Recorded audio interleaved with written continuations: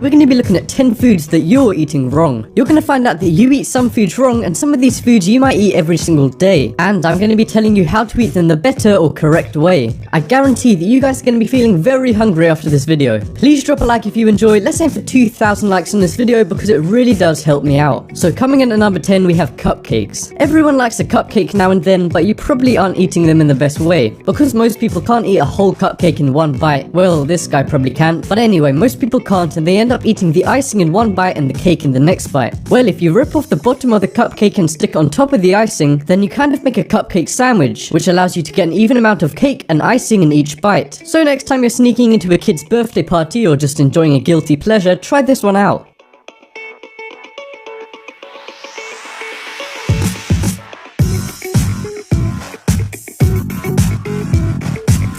Next up is ketchup. Now lots of you guys probably eat fast food, and if you do, you probably get fries. And lots of people like to eat food in their car and they like to have ketchup with that food. But some people don't actually use ketchup when they're eating in the car because it makes such a mess and there's nowhere to put it. But what most people don't realize is that they can use another part of their food to sort out that problem. The drinks holder that comes with your fast food can be used to hold the ketchup, so you don't have to make a mess of your car or yourself. I've actually tested this one out myself and I can assure you it works pretty well.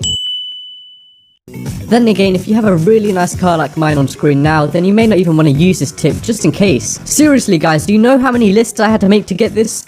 Coming up next is leftover pizza. Here's a great tip for people with eyes bigger than their appetite who always order too much pizza. Or if you guys just love leftover pizza but hate the soggy crusts that you get when you reheat in the microwave. Well, instead of using a microwave, next time try using a waffle iron. It will make the pizza taste as good as new, and it will also make it hot and crispy and make the cheese really gooey. So don't even think about throwing away that extra slice from last night. This one works so well, I might just cook my pizzas like this the first time. Just make sure you have some soda pops to wash it down.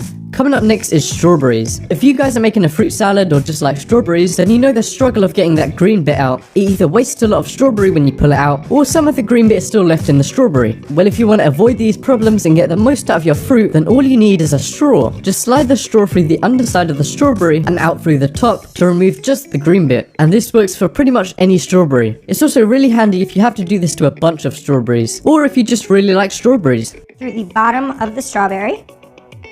And then you're going to push it up through the top. And this should take the whole way down. So next up is hot dogs. As it's summer right now, most of you are probably going to be barbecuing. Well, unless you live in the UK like me.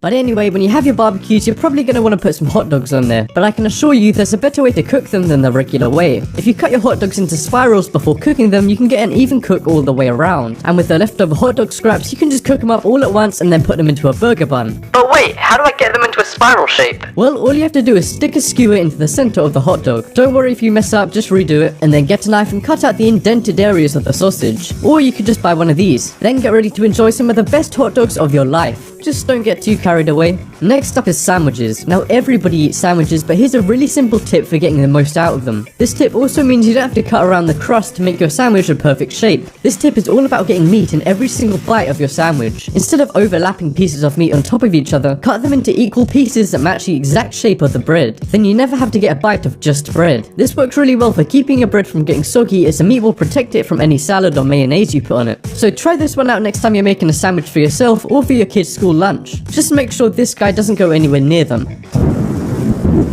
So coming up next is ice cream. If you need to scoop out a lot of ice cream for a party or a big family, it can be a real burden trying to give people equal amounts and getting ice cream out of the tub with just a spoon, which is why I would recommend a knife. All you need to do is tip the ice cream out onto a board and then use a knife to cut the ice cream into pieces. That way everybody gets an equal piece and you use up far less effort and time than if you were doing it with a spoon. Just make sure not to get too carried away like Scarce here. So coming up next is salad. A lot of people who want to be healthy take a salad with them to work, but most people don't do this in the best way. Instead of putting the salad in a regular container, use a mason jar. Just put the heaviest and most non-absorbent ingredients and the dressing at the bottom of the jar, and then put the rest of the salad, such as the vegetables, in, and then take it to work. Then just shake it out into a bowl when you want to eat it. And there you go, that's how you make your salad dressing free until you want to eat it. This is great for making sure that nothing gets soggy.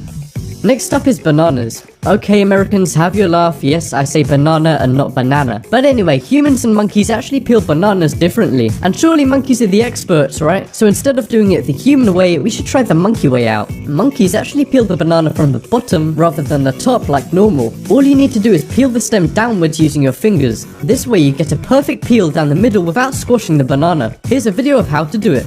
Just kind of pinch the tip, it'll split, and you peel it out like that.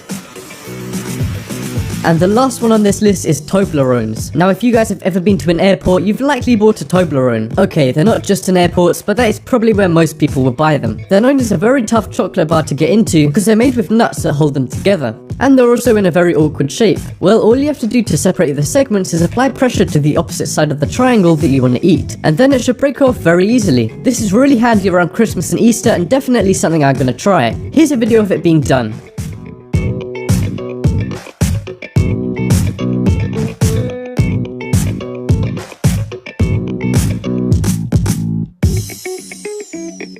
And that just about wraps up this video. Check out the poll in the top right corner and you guys can vote for your favorite food on this list.